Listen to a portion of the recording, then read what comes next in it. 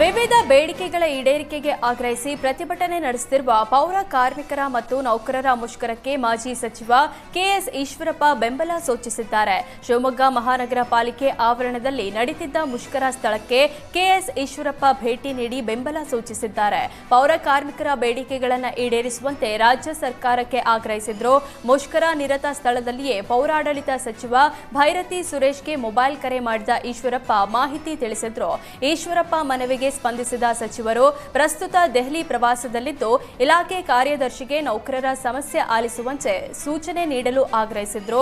ಪದಾಧಿಕಾರಿಗಳ ಜೊತೆ ಸಭೆ ನಡೆಸಿ ಬೇಡಿಕೆಗಳ ಬಗ್ಗೆ ಚರ್ಚಿಸುವುದಾಗಿ ಇಲಾಖೆ ಕಾರ್ಯದರ್ಶಿ ಮಾಹಿತಿ ನೀಡಿದ್ದಾರೆ.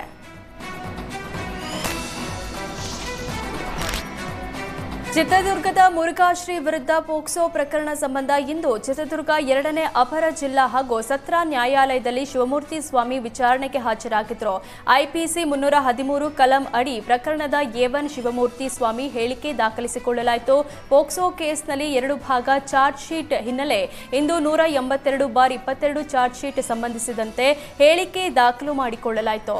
ದಾವಣಗೆರೆಯಿಂದ ಚಿತ್ರದುರ್ಗ ಕೋರ್ಟ್ಗೆ ಆಗಮಿಸಿ ಹೇಳಿಕೆ ದಾಖಲಿಸಿ ವಾಪಸ್ ತೆರಳಿದ್ದಾರೆ. ಜೇವರ್ಗಿ ಪಿಎಸ್ಐ ಕಲಾವತಿ ಅಕ್ರಮ ಮರಳು ದಂಧೆಕೋರರ ಬೆನ್ನಿಗೆ ನಿಂತಿರುವ ಆರೋಪ ಕೇಳಿಬಂದಿದೆ. ಜೇವರ್ಗಿಯಲ್ಲಿ ಅಕ್ರಮವಾಗಿ ಮರಳು ಸಾಗಿಸುತ್ತಿದ್ದ ಟಿಪ್ಪರ್ ಲಾರಿಯನ್ನ ಹೋರಾಟಗಾರರು ತಡೆದಿದ್ರು. ಸ್ಥಳಕ್ಕೆ ಬಂದ ಲೇಡಿ ಪಿಎಸ್ಐ ಕಲಾವತಿ ಟಿಪ್ಪರ್ ತಡೆದ ಹೋರಾಟಗಾರರಿಗೆ ಅವಾಚ್ಯವಾಗಿ ನಿಂದಿಸಿರುವ ಆರೋಪ ಕೇಳಿಬಂದಿದೆ. ನೀವ್ಯಾಕೆ ಟಿಪ್ಪರ್ ತಡಿತೀರಿ? ನಿಮಗೆ ಗವರ್ನಮೆಂಟ್ ಸಂಬಳ ಕೊಡ್ತೇನೋ, ನೀನ್ಯಾಕೆ ಮಾಡ್ತೀಯಪ್ಪ, ಕೆಲಸಕ್ಕೆ ಬಾರದವರು ಅಂತ ಅವಾಚ್ಯವಾಗಿ ನಿಂದಿಸಿದ್ದಾರೆ ಅಂತ ಹೋರಾಟಗಾರರು ಆರೋಪಿಸಿದ್ದಾರೆ.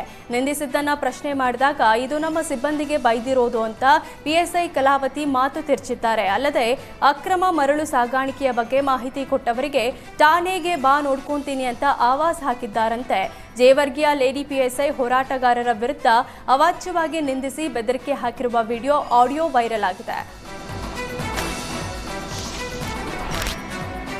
ಅಸಭ್ಯವಾಗಿ ಕಾಣುವಂತೆ ಸಾರ್ವಜನಿಕ ಸ್ಥಳದಲ್ಲಿ ಯುವತಿಯರ ಫೋಟೋ ವಿಡಿಯೋ ರೆಕಾರ್ಡ್ ಮಾಡಿ ಸೋಷಿಯಲ್ ಮೀಡಿಯಾದಲ್ಲಿ ಪೋಸ್ಟ್ ಮಾಡುತ್ತಿದ್ದ ವ್ಯಕ್ತಿಯನ್ನ ಬನಶಂಕರಿ ಠಾಣೆ ಪೊಲೀಸರು ಬಂಧಿಸಿದ್ದಾರೆ.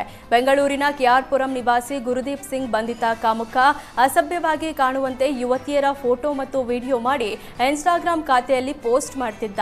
ಈ ಬಗ್ಗೆ ಯುವತಿಯೊಬ್ಬಳು ಯುವಕನ ಪೋಸ್ಟ್ಗಳನ್ನು ಬೆಂಗಳೂರು ಪೊಲೀಸರಿಗೆ ಟ್ಯಾಗ್ ಮಾಡಿ ದೂರು ನೀಡಿದ್ಲು.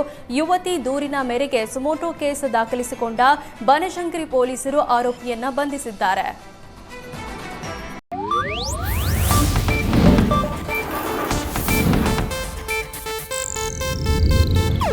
ಇದು ಏಷ್ಯಾನೆಟ್ ನ್ಯೂಸ್ ನೆಟ್ವರ್ಕ್ ಪ್ರಸ್ತುತಿ.